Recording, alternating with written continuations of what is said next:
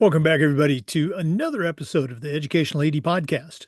We're going to be right back with today's guest, but as always, we're going to give a shout out to our sponsors.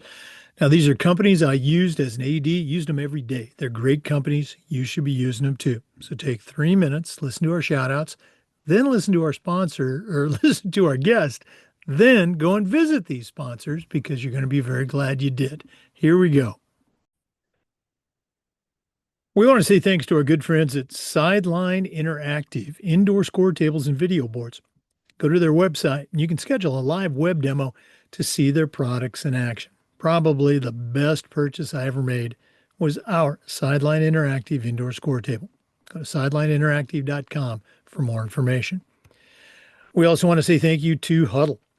You know, as a football coach, I used Huddle for years, but when I became an athletic director, I made sure that our school was a Huddle school. And our coaches just love the tools that Huddle provided, so do our student athletes and our parents. Go to huddle.com, join the 8 million users, turn your school into a Huddle school. We also want to say thank you to Home Campus. Whether it's scheduling or rosters, even results, Home Campus is a platform you're going to use every day. Their eligibility and clearance platform alone is a game changer. Go to homecampus.com. Make sure you tell them you heard about it on the podcast. That's homecampus.com. We want to thank Vital Signs Wall of Fame. Go to their website and check out their interactive touchscreen video consoles. It's a great way to show off your school record boards or your school's Hall of Fame.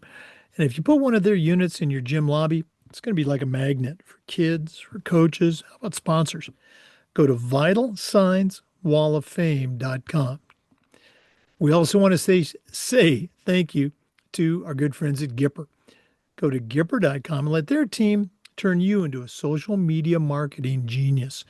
Whether it's a social media post to celebrate a big victory or an entire newsletter to showcase the great things your athletic department's doing, the team at Gipper will have you up and running in no time. It's professional graphic design made easy.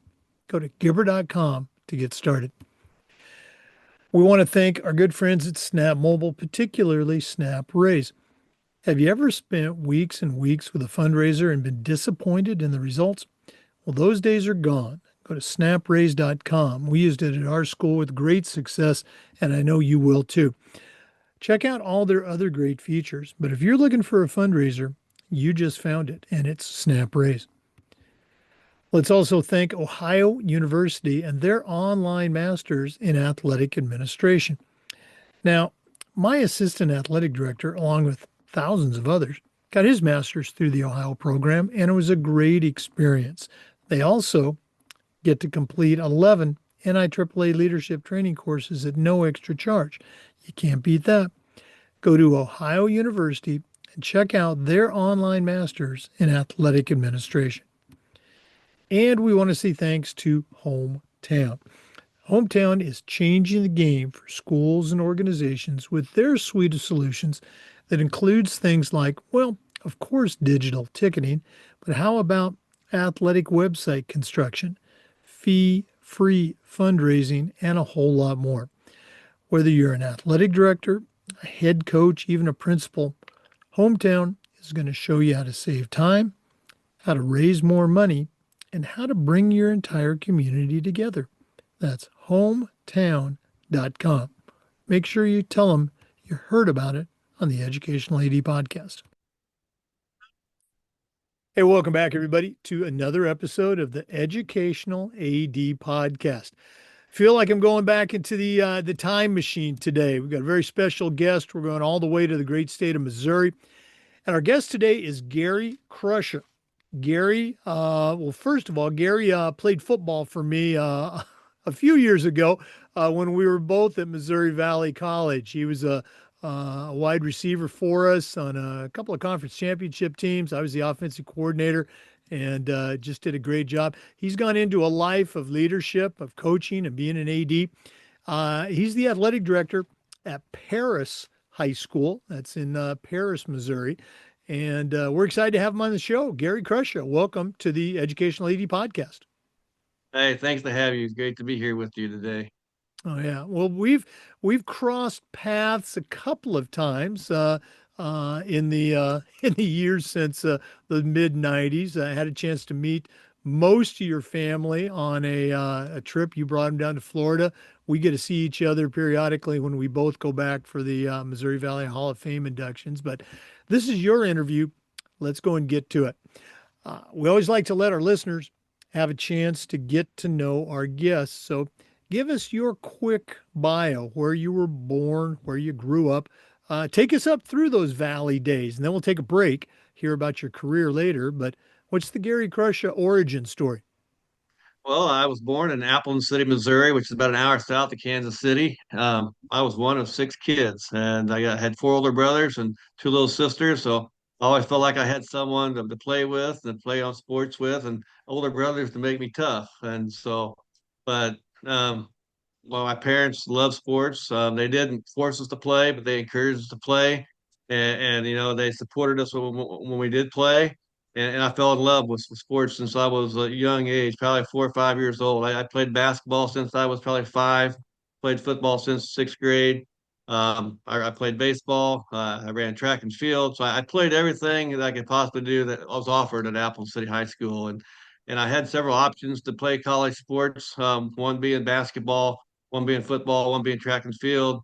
Chose to go to Missouri Valley. It was the first college I visited, and I had a neighbor growing up who played there, and he and his dad had great stories about him playing at Missouri Valley, and I just kind of fell in love with the stories and went and visited myself, had two guys show me around, Dennis Rohr and Chris Ferry, who are legends at Missouri Valley. Oh, yeah. And I couldn't ask for two better hosts that day, and they made a big impression on me. And then I'm like, I'm going to Missouri Valley, and I love my time there.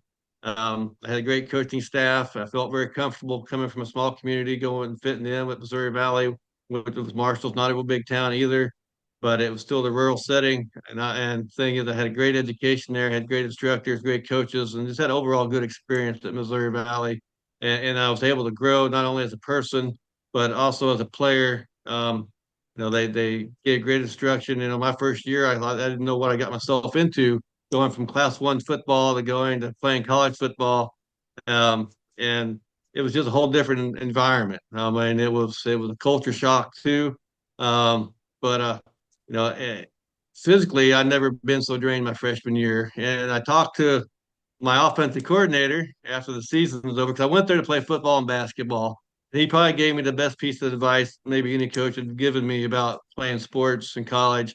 He's like, I know you love playing football, but I know you came here to play basketball as well. Choose one. I don't care. I'm your football coach. Choose one, football or basketball, and make yourself the best in that sport you possibly can. Otherwise, you might be mediocre in both sports and never get to the varsity level. And at that moment, I chose football. I'm 6'5", 180-pound kid, and I worked hard at what I did. Talked to the basketball coach, let him know the situation that I was going to focus on football. I saw the growth from my freshman year to my sophomore year, my junior year, and my senior year. And I'm so helpful. I'm so thankful for that piece of advice because I never had anyone tell me that before. Never thought about it that way because I'd always played all sports. Mhm. So, Yeah. Oh, well, thanks for sharing that. And again, I got to coach. I think I came in as the OC. Was it your sophomore year? Okay.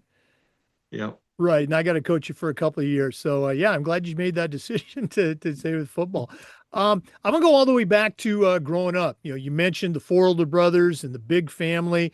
What are some memories of, was it driveway basketball? Was it backyard football with neighbors? What are some memories of your early sports days? Oh man, we used to out of the we lived on a farm until I was fourth grade. When we used to mow the pathway for baseball field on the grass and make our diamond and stuff. We had a fence. It was the cow pasture fence. That was the home run fence, and we used to play out there. And it was only probably 100 feet or so, but to us little kids, it was a long ways. And we played baseball until we could play until we couldn't see at night. We also had a basketball goal on the farm. It was just on the grass. After a few weeks, it was dirt and mud because we were worn out, and it was just a basketball rim on a telephone pole. And then after we moved to town, we had the luxury of having city parks, and we had basketball goal at the city park and lights, so we would play even at nighttime. But it was always someone to play with. I mean, they always wanted to play sports, and we had a lot of two-on-two football games, two-on-two basketball games. But our friends and stuff, we always had more people used to play, than what we needed. But the biggest thing is we moved to town, backyard football game at our neighbor's house. It'd be 20 people there, and we'd have to rotate in. We'd play like 8-on-8 or 9-on-9. But it was brutal. It was tackle football, and this was like junior high school age. But it was basically you played until someone was either hurt or bleeding. And then moms would come out and say game's over. But that was just to me the I think I grew up in one of the best times there was. There was no cell phones, there was no technology, no computers, and and now I see what the difference is. I feel like I was lucky to grow up in that era where there wasn't all the technology distracting us. We had pure fun playing athletics for the fun of it, not just for say sport like in organized, but just for playing for the fun of it. That's why my joy of sports came from was just playing with neighborhood kids and family. Oh yeah, just I remember those days very very similar. Thanks for sharing that. Let's go and talk a little bit about those Valley days. I remember, I'm Oregon guy. I'd been a high school and a junior college coach, and I was hired by the head football coach, Greg Purdom, to kind of come in and bring a little bit of a passing game to an already national ranked, I think, national leader, veer option team. What are some of your memories of coming in and how we kind of tweaked the offense those few years? Because you were part of that. I recall a very talented group of receivers. Yeah, we definitely had a transformation. I mean, when I was a freshman year, I didn't see a lot of time dressing on Saturdays or anything, but just practice in general, there wasn't a lot of passing schemes and stuff, and it was mainly, like I said, triple option. And all three of our running back, quarterback, and fullback were equally as talented runners. And even when you got there, they were still equally talented runners. We also you created when you came in the threat of the pass, a lot of play action, a lot of sprint out draw passes. I can remember, the Razors and the Thunders and Lightnings and the rollouts and stuff, and and it made it more enjoyable as a receiver, knowing you might get a pass during the game instead of blocking the entire game. And I tell you, I didn't mind blocking. As a matter of fact, I love blocking. I love crack blocking, and I think if someone said, "Well, how did I get to play on Saturdays?" It's probably because of my blocking. And now I feel like I caught the ball and ran good routes. No, I wasn't the 4-4 guy, 4-5 guy speed wise, but I ran good routes. But the thing is, I was a tight end in high school, and I prided myself on my blocking ability. And I knew if I could block, I had a chance to get on the field whether I could catch the ball or not. Which I'd say a good receiver as far as hands wise, but I think I was above average blocker, and I take pride in that. So Right. Oh no, absolutely, and that's a great point because you're right. We did have tremendous. I mean, you mentioned Dennis Rohr, that entire offensive line. Daryl Ray, DeAndre Campbell, and the others. It was running backs. David Harris, Rusty Keith. It was quarterbacks. We were a running team, but I think we just added enough passing wrinkles, and as you said, the play action. It was fun to call. It was fun to be involved with that group and the blocking aspect. You're right. We would talk about that. Hey, if you want to see the ball, hey, you make sure you're blocking, and that play action is going to come. I still want to recall this is 100 years ago. Well, maybe it was only 30. I think we were playing at Evangel. And you had a big touchdown catch in that game. Do you remember that? I do, and I know Rusty Keith was scrambling, and I want to say I ran a post route. I know I changed. We did the scramble drill, and I was running the back end zone to the back of the end zone, and he just kind of put it up high where only I could go up and get it. And when I caught it, they took my. I almost did a complete flip in the end zone, I landed on remember my that. back and caught the ball. But it was one of the best plays and memories I had. I remind that game. It's still stuck in my mind today. That was about 30 years ago. Yeah. No, that was the exciting game. Unfortunately, I do recall we lost that game, but I think we scored about 35 points that game too. But Yeah. let's go and take our first break. For our listeners, our guest again is Gary Crusha. He's a longtime coach and athletic director in the state of Missouri. We're going to hear all about his career and more. But let's take that first break. We're coming back. This is the Educational AD Podcast. We want to say thanks to our good friends at Sideline Interactive, indoor score tables and video boards. Go to sidelineinteractive.com and you can schedule a live web demo to see their products in action. You've heard me say many times, probably one of the best purchases I ever made as an AD was our Sideline Interactive indoor score table. Of course, we use it for home games, but we also use it for pep rallies, for signing ceremonies. Their products are tremendously versatile, and the customer service just outstanding. Go to sidelineinteractive.com. Tell them you heard about it on the podcast and schedule that live web demo today. We also want to thank our good friends at Huddle. As a football coach, I used Huddle for years, but when I became an athletic director, I made sure that our school was a Huddle school. And our coaches, all of our coaches, just loved the tools that Huddle provided. Our student athletes loved the videos, and our parents loved the streaming, but there's a whole lot more. Go to huddle.com, join the 8 million users, and turn your school into a Huddle school. That's huddle.com.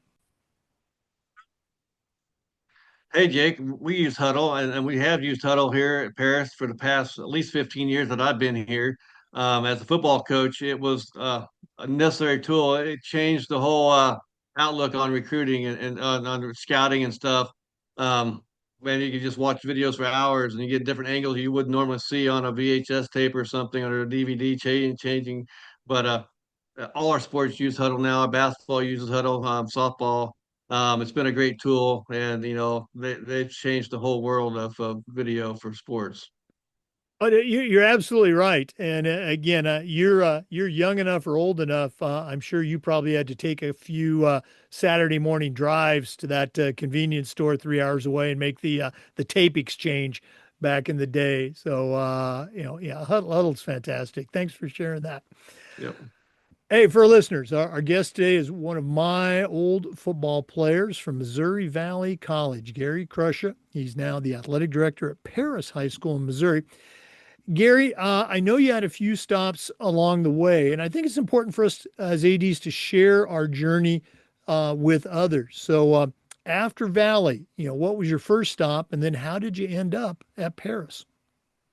Well, after Valley, my first stop was at a school called Buffalo High School or Dallas County R1 School District, and I went there. Was familiar with a few people there. My mom had actually graduated there from 1965, so I didn't know much about the school except for my mom graduated from there. It's down by Springfield, Missouri, and took a job as a K through 4 PE teacher, physical education teacher, and then I was the head track coach for the junior high, assistant football coach for the junior high, and then I was a seventh grade basketball coach.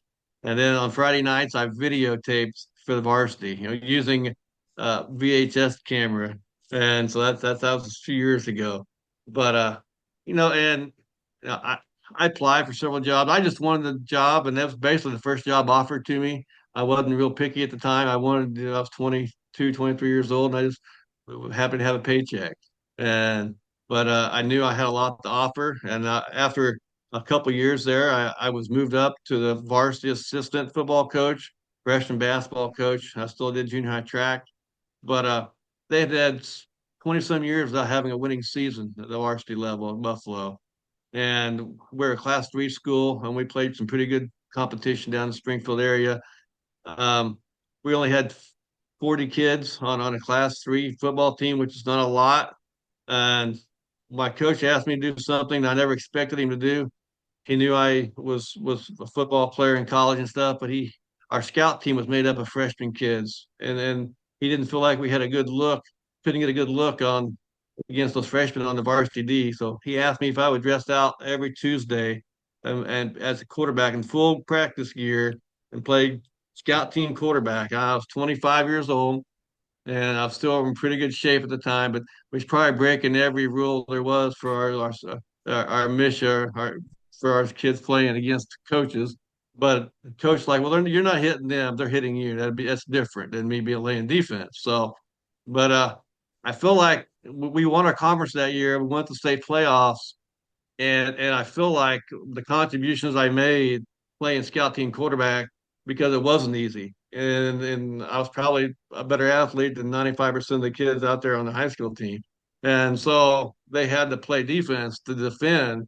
We ran a lot of option, and then we threw the ball some, and but I felt like that opened my eyes up a little bit, and the thing is, I felt like I had a good role and in our success that year. And then the following year, I didn't I didn't do that. We had no more kids. I didn't play quarterback anymore.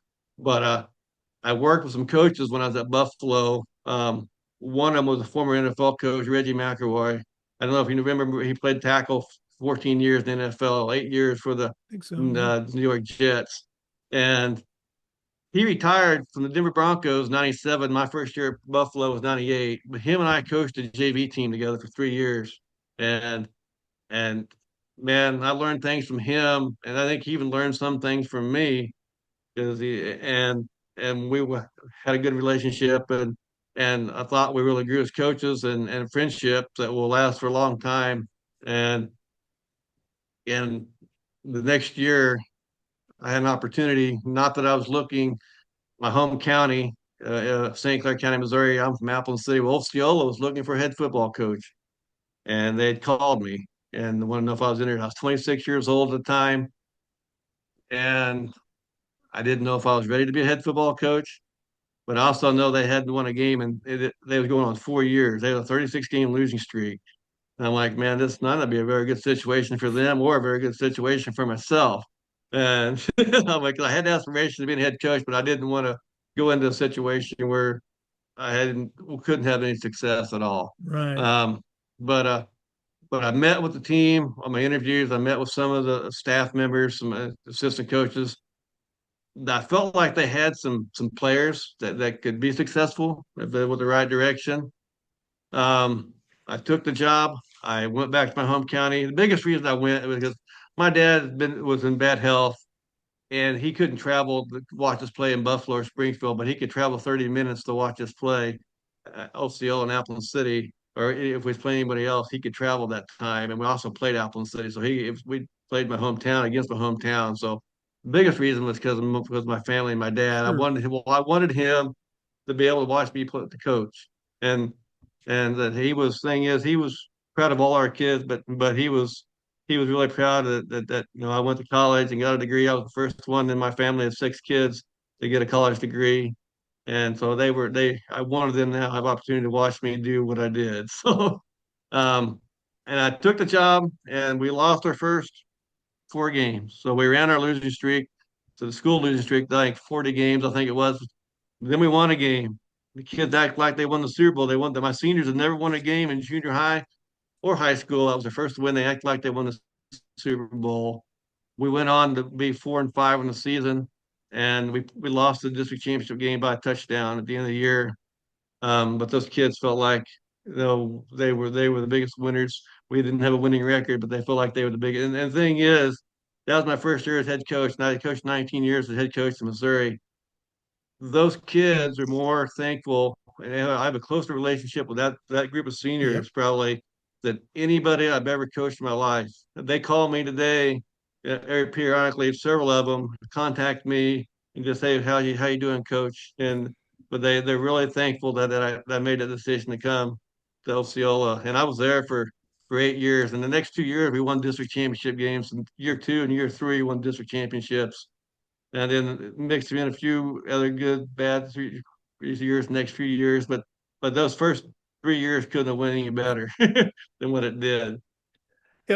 Such a great story, and I'm so glad that you shared that. I was part later in my career after I left Valley of a couple of startup programs where there were those hard times, building it. And then you're right, when you win that first game in the history of the school, it's like winning the Super Bowl. One of my questions is that I like to ask is becoming a head coach for the first time. There's that expression, you don't know what you don't know. Now, in your situation, taking over that particular team, I want to flip that question. Looking back, what were some things that you think you and your staff did that allowed you to, even during those first couple games that you lost, to plant those seeds of success to turn that program around? Can you put your finger on it? Was there a magic one or two things that you remember? Um, I'd say the biggest thing is I watched film before I took the job from the previous year. They didn't block very well. They didn't tackle very well. There you go. And those two things, I knew if I could improve tackling and blocking, we would have a little bit more success than they had. But the biggest thing is making those kids believe they could be better than what they were. They'd never won in junior high or high school, but no one they didn't have any belief in themselves. And I think just having that belief in those kids and letting them know you support them, whether they fail or win or lose, it doesn't matter. It's not about that. It's about life lessons learned and improving each game and each practice out there and just having fun. I mean, a lot of them weren't having fun. And the thing is, I had to go and recruit the hallways, just have 25 kids out for football because no one wanted to be part of a losing program. So I had to go recruit the hallways and get more kids involved so we could have a full practice. But once we started having some success, it led the next year, have more kids come out. But the thing is, it's building that confidence in the kids' ability that they can go out there and do it. Oh, so true. And again, those how do you give them that confidence? Well, you talk about blocking and tackling. You teach them how to do it. Here's the stance, here's the step, punch, or whatever it is. You get them in the weight room, they get a little bit stronger. There's some confidence. You Yeah. give them that little bit of hope. Hey, we might be able to win. So just great stuff. Love it. Let's go and take another quick break, but we are going to come back with Gary Crusha. He's the athletic director at Paris High School. It's in Paris, Missouri. Let's take that break. This is the Educational AD Podcast. We also want to say thank you to Home Campus. Home Campus is a platform you're going to use every single day. Scheduling, rosters, results. Their eligibility and clearance platform alone is a game changer. You got to see it to believe it. Go to homecampus.com. Make sure you tell them you heard about it on the podcast. They'll give you a nice discount. That's homecampus.com. We also want to thank our great friends at Vital Signs Wall of Fame. If you're looking for a really cool way to show off your school record boards for all the teams, for all the different events, or show off your school's Hall of Fame, go to Vital Signs Wall of Fame and check out their interactive touch screen. That's right, touch screen video consoles. You put one of these units in your gym lobby or your main school hallway, it's going to be like a magnet for student athletes, for coaches. How about sponsors? Go to vitalsignswalloffame.com. Check out their great products today. We also want to say thank you to Gipper. Go to Gipper.com and let their team turn you into a social media marketing genius. Whether it's something for your school district, your athletic department, their solutions have all the tools that you need to really make your program stand out. Your school is doing great work and don't let it go unnoticed. Gipper's templates are easy to brand in your colors, in your logos, and whether you or somebody else does it, it's so easy. Even I can do it. Go to Gipper.com to get started. And like I say, don't forget to mention the podcast. Thanks, Jake. Yeah, thanks for mentioning Gipper. We at Paris High School, we use Gipper to post our announcements on social media. It's real user friendly. Uh, we post our schedules, any announcements, game changes, whatever. Like I said, we can customize it to our school logos and everything like that. And it's just it catches people's eyes. You can put a post on social media and with no graphic, it doesn't really pop. But with Gipper, it makes your announcements and your stuff pop on, and people really see it, and they really get a lot of compliments about, wow, that's really good graphics, and where'd you get that? Again, thanks for sharing. And you're absolutely right. Um, have you ever experienced this? And go as an AD, you're always under fire. You're posting pictures of this team, of that team, and somehow, you didn't put, the JV soccer team's picture up. Do you ever get blasted the next day by a kid or a parent? Hey, coach, how come you didn't put our team up? Yeah, all the time. And but like with Gipper, it's real easy to get those on there and make sure you got every class and every group of kids. And like I said, parents are probably I got more compliments from the parents with this app than in anything we've done. So Oh, I know you put that picture of the team that their kid is on, and then you happen to get a picture of their kid shooting, passing, scoring a goal. You know yeah. that now that you got that parent in your hip pocket for the pretty much the rest of the season. So And I've been that parent, and my wife's been that parent, and we see those action shots that we get posted on the website and stuff, and they're really good for just advertisement. oh no, it's great, great return on investment. Thanks for sharing. Um, Once again, for our listeners, our guest today is one of my old football players from Missouri Valley College back in the 90s. Now he is a very, very successful coach, successful athletic director, successful leader. And he is the athletic director at Paris High School. Gary, share with our listeners a little bit about Paris, the community, the high school. You know, how many students? You know, what's kind of the scope of the program? And you've been there for a few years now.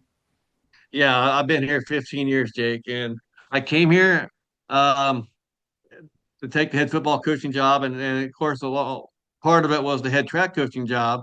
I mean, I would probably came for just the head football position, but I was happy to do both. At the time, it wasn't a popular move, moving 4 hours away from both sets of grandparents, but it was the best move for my family at the time, and we didn't know it then, but we definitely know it now. And Paris has been.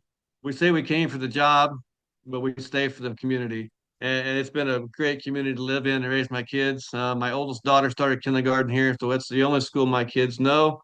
So it's been great living here and working here, and I feel like I've been in jobs where I drive 1 hour to the job, and you drive home an hour. You don't really feel like you're in the community. You just feel like you're going for the job, and you're there during the school day, and you're going home. It's I like it when you live in the community, you're part of the community, and they accept you as being part of that. We have 170 kids in high school, nine through 12. We got about 500 kids K through 12. So it's a small school district. In Missouri, we have usually six classifications. We're class two in all classifications except for football, which we switched over to eight-man football 4 years ago. And I hadn't coached. We switched after I quit coaching football, but it's been a different environment, different, and it's still football, but a faster pace and like a higher scoring. You can have your 70 to 60 ball games, or you can have your 90 to 40 ball games, it is still football, but it's a little bit different than what I'd coached and what I'd played. Now, looking at your time there in Paris, has the enrollment, has the community, you know, been this is probably not the best word, stable? You know, has the population gone up or down? You know, I mean, Missouri, you know, Midwest farming. How has that been in during your tenure? During my time here, it's been pretty stable, and I know we have the last couple of years seen a little bit of increase. We were class one track for the past 10 years, probably. We moved up to class two last year, and we moved up to class two softball this year. We were a class four finalist last year in softball, brought back the same team, and then we got bumped up a class. We still had a great year, but we had the defending state champions in our district in class two. We had a little tougher path to get back to the final four, and we ended up with a 2021 and preseason for softball, but we didn't get back to the final four, which but we can't control our population, but we probably bumped up 20 kids from last year. I don't know. It is a small farming community. I don't. There's not a lot of jobs. The school's the biggest employer, but we're an hour drive from Columbia, Missouri, and that's where Mizzou is. An hour drive from Quincy, Illinois, which is a pretty good size area, 100,000 people probably. But we're 2 hours from St. Louis, 3 hours from Kansas City, so we're kind of out here in the middle of nowhere. Um, as the athletic director, and again, I got my start in my career. First school I was at, actually, I would say the first two schools I was at as the head football coach. we had a little over 100 kids. You know, the second school I was a head, or the third school I was a head football coach. I think we were in 220. So I know what that small school environment, that small town environment is very much like. Uh, for somebody who says, "Oh, you know, that's just a small school. You only got 150 kids. You don't have any problems." How would you describe being an AD in that small town? Well, the thing is, everybody knows everybody, and everybody knows everything. There's a lot of what do you call it? Um, the living room chair coaches. They want to coach and they have their opinion, but yet they don't want to really do anything because we always have coaching openings every year, but none of them want to come and apply for any of those positions. But they have strong opinions.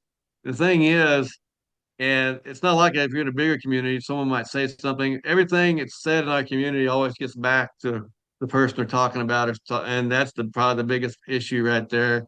And then sometimes it's people who shouldn't be talking, whether it's a board member or that might be a parent. Sometimes it's not good for the school system and just for just the public look for the school when people are talking about things. It gets back to them. Let's go and talk a little bit about family. Now, your wife has done a great job over the years of keeping folks abreast of all things in the Crusha family with sports on Facebook and things like that. How has that been for you as a dad, balancing, AD, head football coach, and also supporting your daughters and your son, Yeah. coming up the ladder now with their various school and community endeavors. Well, it's been tough, and it's not been as tough now that I'm not coach football. But that would, but your time, my opinion on things, the most valuable thing I own is my time, and how you spend that time is very valuable. You're never gonna. That's one thing you're never gonna get back, and that's one thing. I want to spend time with my kids and when they're growing up, and so I think we've done a great job mixing, professionalism with our jobs and being with our kids at their events. I know 4 years ago, the same year I stepped away from coaching football, my wife started her own business and she's working 50, 60 hours a week and still making all the ball games and stuff. And she has 7 or 8 employees. She covers 11 school districts in Northeast Missouri. So she's driving probably thousand miles a week. Yeah. So, but we still balance things and we still make our family the priority but we're able to support our kids, and they don't complain too much. Usually there's always food on the table and a warm place to eat and a parent at their ball games, whether it's one parent or both parents, but someone's usually there. Well, and I know this that your daughters have been very successful as student athletes. Yes, and my oldest daughter, who's a sophomore at BYU, she was a very talented athlete. Um, she tore her ACL both her junior and senior year. She loved playing basketball. She wasn't able to play her junior and senior year because of tore ACL, and she was also the valedictorian of her class, and she's really being successful out there at Provo, Utah. My daughter's a senior now. She was an all-state softball player last year.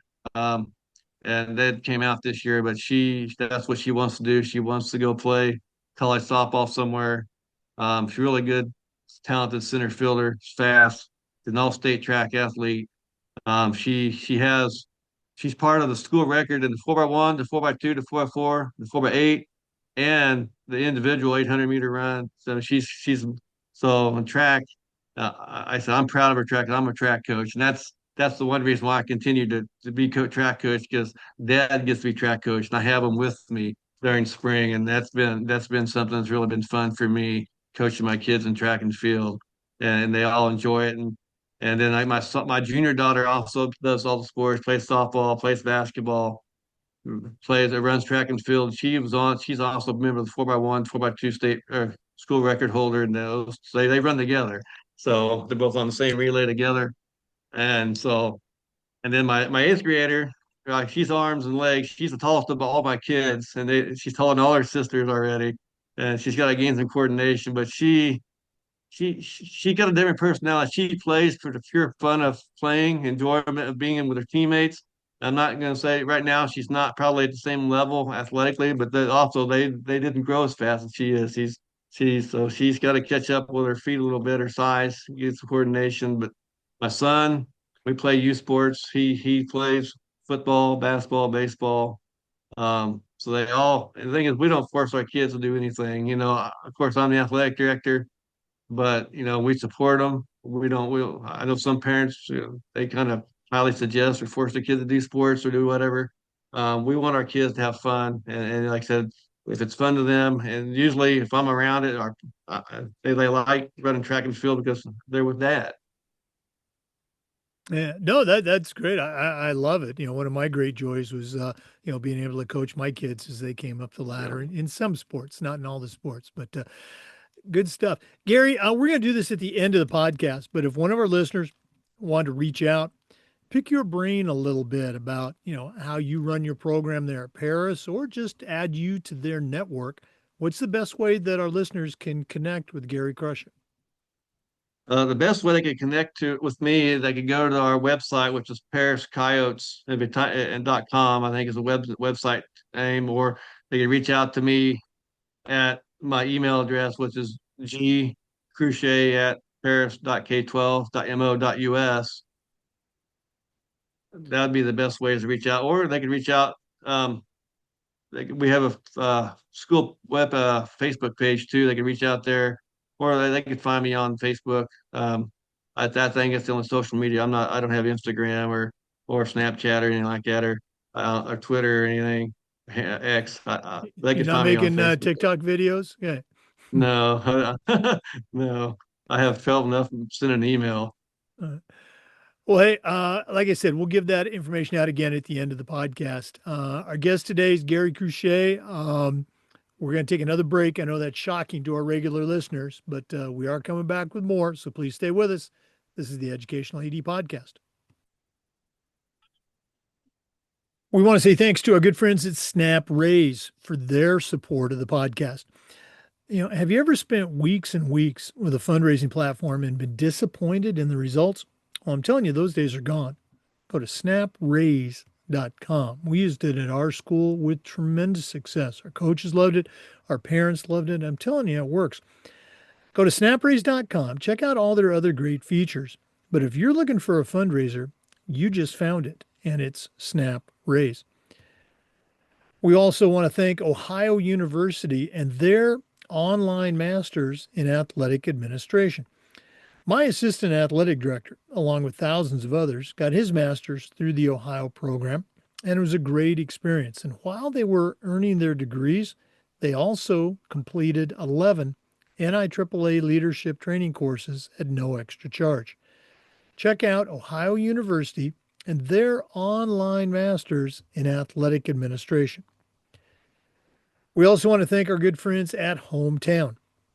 Hometown continues to change the game with their suite of solutions that include things like, well, big surprise, digital ticketing. They're still the number one digital ticketing supplier to schools and colleges. But how about athletic website construction, fee-free fundraising, and a whole lot more? Whether you're an athletic director, a head coach, even a principal, Hometown is going to show you how to save time, how to raise more money, and how to bring your community together. Go to hometown.com for more information. And as always, don't forget to mention the podcast. Hey, welcome back, everybody, to the Educational AD Podcast. Gary, you and I were talking during the break. I think ADs are probably some of the best leaders at going to professional development activities, whether it's through their state association or NIAAA, for themselves. I think one thing that ADs enjoy doing is providing professional development for their coaches, but a lot of times they don't get to do it because of their own schedule. I mean, let's face it, there's a lot going on. The cost. What are some of the things that you do as an AD for your coaches in the area of their professional development? One thing we do is we give our coaches options to go to clinics, whether that be football clinics, basketball clinics. Myself, there's also I go to the Missouri Track Association clinic in Columbia, and it's just basically a 2-day clinic. But at the school district, we offer that stuff. We pay for it. The coaches don't pay out of pocket. I think it's a great learning environment, especially football. I'll talk more football. That's what I've been through the most over the years, being a football coach. Like the Glacier football clinics, you pay one price up front as a school district, a team pass. You can go to any clinic in the United States once you pay that pass, whether it's in the state of Missouri, which is offered in Kansas City, or St. Louis. You could go to Chicago, which is 5 hours away. You could go to Tulsa or Nashville, which is within driving distance. If they flew, they might have to pay their own plane ticket. But it was anywhere with a driving distance, they're free to go, and that gives our coaches the opportunity to get to travel a little bit too, and maybe get more time together as a coaching staff as well, away from school. I think it's good to have that professional development and that learning away from the school environment, maybe away from Paris. I mean, it's just their opportunity to go learn from somebody that they don't wouldn't normally have opportunity to learn from. Now, you mentioned this earlier, kind of tongue in cheek that, you know, uh, fans in any community, they have all kinds of coaching advice, but when there's an opening and you reach out for applicants, it's just they're going like, "What? Who me?" Um, I'm guessing that you probably have a mixture of coaches who are in the building as teachers and also some community coaches. How do you, balance that? We do, and for example, our football staff, we have two coaches who are not employees of school. They're coaches, but they're not employees of school. They got other occupations, and the thing is, it's hard. It's harder to provide them with professional development because it's harder for them to get off their daily job than it is to take a professional day off for school. So it's kind of harder to offer them the same opportunities. But what we can do is we can have in school opportunities like whether we as a coach, our head coaches have a coaching clinic or just a meetings days and meet with those coaches who a lot of times are young coaches, just to have opportunity to learn more about what they're out there just they may know the topic of knowledge, but a lot of it's the delivery methods, coaching, delivery and stuff. Because a lot of our volunteer coaches, they think they know something, but really they don't been taught the delivery and stuff. That as you know, and it's something I learned when I was I played a lot of football, a lot of basketball. Does that make me a good coach? Not automatically. No, necessarily makes me a knowledgeable coach, but the delivery of your knowledge is what we're trying to get these individuals to do and teach them proper techniques and stuff of that particular sport.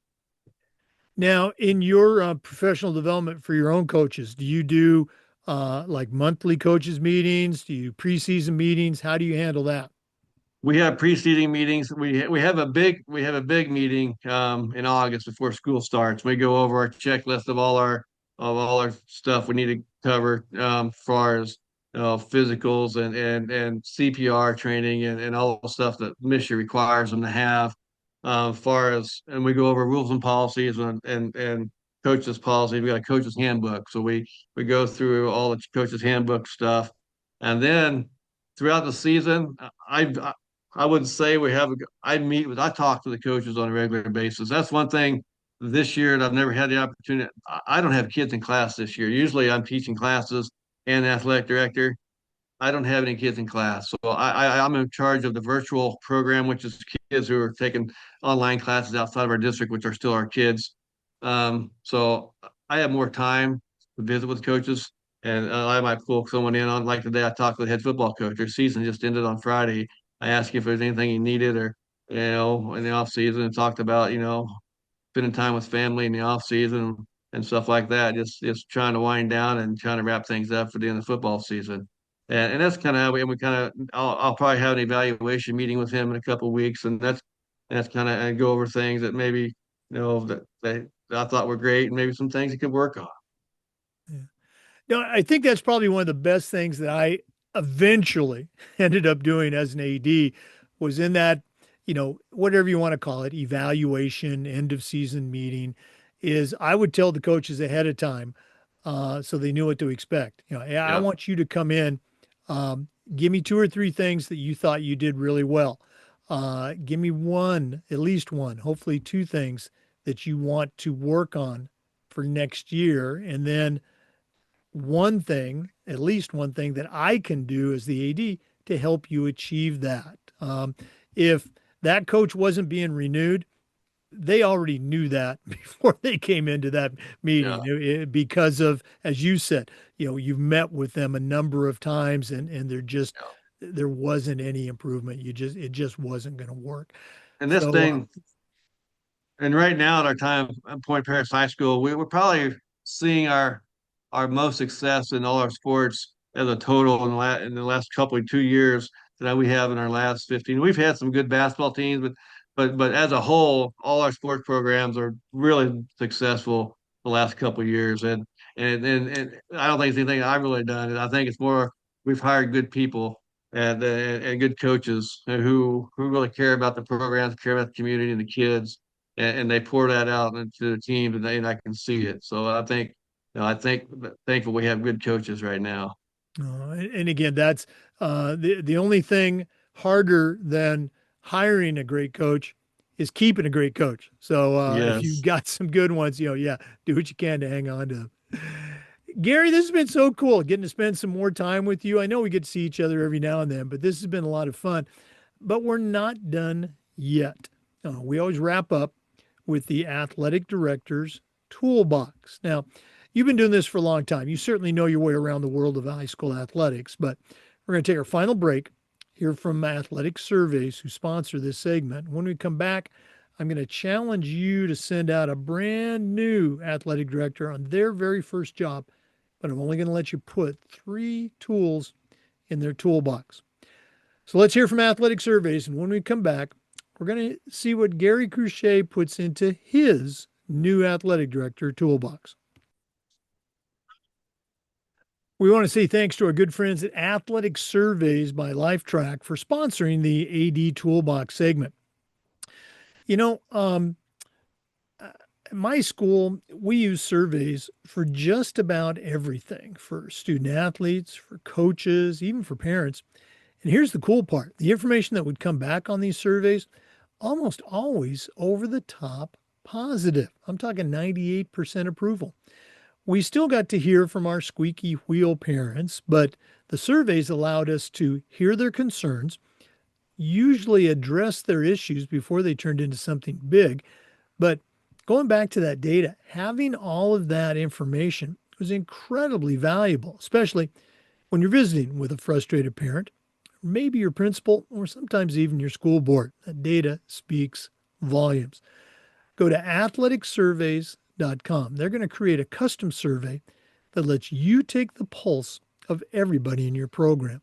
That's athleticsurveys.com. Well, it's that time of the podcast. We've been visiting today with Gary Crusha, longtime coach and athletic director in the state of Missouri, one of my former college football players.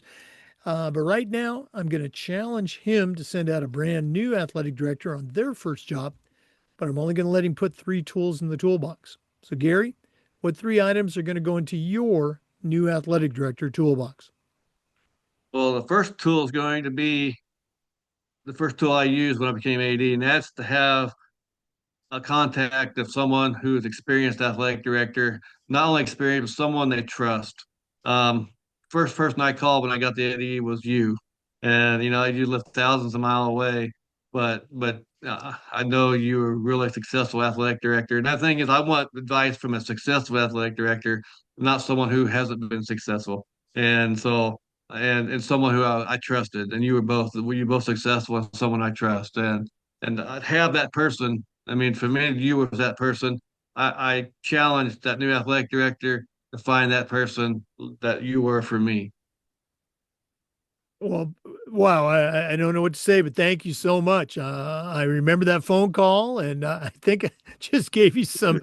Well, hey, these are some things you want to do, but I'm glad it worked out. I think you would have been very successful without that phone call, but again, very honored that you would see me in that position. Okay, what else is going in And that toolbox? and number two, I would have a plan, be organized. As the old saying goes, failing to plan is planning to fail. I mean, I think you got to be organized, and your organization may look different than someone else's, but have a plan on how you're going to attack the job title. I mean, it's your job to organize all the athletics and be in charge of all this, have a checklist. But you got to have a plan. I think one of the things that you sent me was a checklist for what I needed to do, and I've used some of those things, and it's been helped me stay organized. And it's real hard to get off track. And you can plan stuff, but staying on that plan is the hardest thing, even though you got things the way you think they should be. But have a plan at least, so you have a guideline of what you're trying to get accomplished. Okay. I love it. What else? Number And then three. and number three, especially in my case, make family time. If you don't make family time a priority, things are not going to go well in your job or at the house. I mean, like I said, a happy wife is a happy life. I mean, I mean, and in my case with large family, you know, I do my job when I'm at school. When I'm home, I try to make it home time, family time. I don't like, it's sometimes hard to do when people are calling you complaining about a coach, this, that, but I try to make my home time exactly that, home time. And I let people know I prefer not to be bothered at home in the evenings when it's my time. And it's sometimes not possible, but that's my goal when I took the job was not to sacrifice my family for the job. Yeah, again, I think you probably heard me say a couple times. That's one of my regrets is I wasn't awful at that, but I could have done a lot better at prioritizing family time. So great tools. Thanks for sharing. Um, Gary, as we did earlier, we're all about sharing the wisdom. If one of our listeners wanted to reach out, pick your brain just a little bit more, what's the best way that they can get a hold of Gary Crusha? Would be the best way would be my email would be my last name Crusha, Crusha at paris.k12.mo.us. Well, Gary, all the best moving forward, with the rest of the school year. Any chance we're going to see you at the national conference in Tampa? Tell you what, I've been trying to get one of those scheduled, and my wife's national conference I got to go to. We went to Boston a few years ago, so I think it should be her time to go with me to a conference. So uh, I'd like to be able to come, and I think it'd be a great learning opportunity for those professional development opportunities. But also, to get to travel and get away, and maybe and spend some time with my hopefully my wife would go with me. Oh no, absolutely. Well, if you can't make it this year, I want to say next December, it's going to be in Kansas City. So you got to make that one. You're exactly right. Yeah, Kansas City. I'd have no excuse not to go there. that's But no, right. Yeah, it's in your and we backyard. love Kansas. We love Kansas City too. So we, I mean, it would be a great opportunity for me to get to go there. But Well, again, thanks so much for sharing with our listeners. Thanks for everything you do in this profession and for the kids and the families at Paris. And, just I'm going to say, look forward to seeing you in person the next time we get together. yeah, I'm looking forward to it, Coach. For our listeners, we want to say thanks to you for tuning in and just remind you that we upload the Zoom recordings of all of our interviews to the Educational AD Podcast YouTube channel. We do this just about every day. We try to share stories along with some best practices. So please come back and join us again on the next episode of the Educational AD Podcast. We'll see you next time.